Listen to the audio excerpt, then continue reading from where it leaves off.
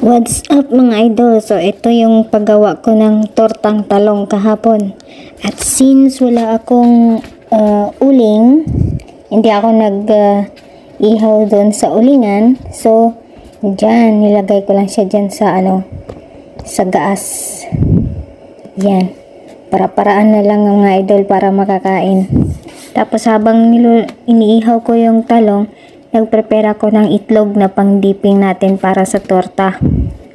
Yan, 2 itlog lang ginamit ko. Nilagyan ko lang ng paminta at asin at saka garlic powder. Yan, at saka mikos-mikos at set aside ko muna yan. Para hintayin natin maluto yung talong. Yan, so luto na yung talong, babalatan natin yung talong.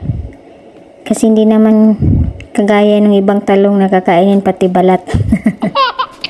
Yan, kailangan talaga tanggalan ng balat para masarap. So yan, napakainit niyan mga idol. Dahan-dahan lang. Kasi bagong ahain lang. Yan, tapos pipislatin natin. Pipislatin daw. Para matanggal natin, makikita natin yung kung meron mang bisita dyan sa loob. Kung may nakatira dyan sa loob. Tapos yan. Nanin lang natin ng tinidor para makita natin yung loob.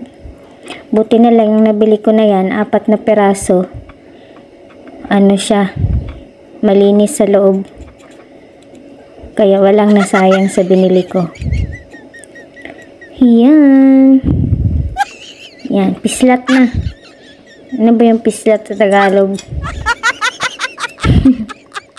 Bahala na kayo dyan. So yan, didip natin sa itlog na ginawa natin kanina. Kailangan lubog na lubog siya. Mas maganda nga pag binabad pa ng mga ilang oras para ma-absorb talaga yung itlog. Yan, so nagpainit na tayo ng mantika. At yan na, piprito na natin yung talong. Yan. Yung iba nito, lalagyan pa nila ng giniling na karne. Pero ako, yan lang. Kasi walang karne. Yun. Sarap na. Kailangan mabilis na lang siya lutuin kasi nga luto na yung talong. Tapos itlog lang, para ka na lang nagpiprito ng itlog. Tapos yan na, hahanguin na natin.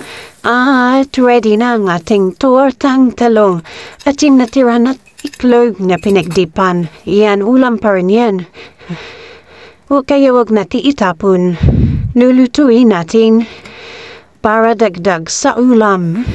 Wow! Doon, o diba? Ulam. Ulam na rin yan, mga adult. Let's go!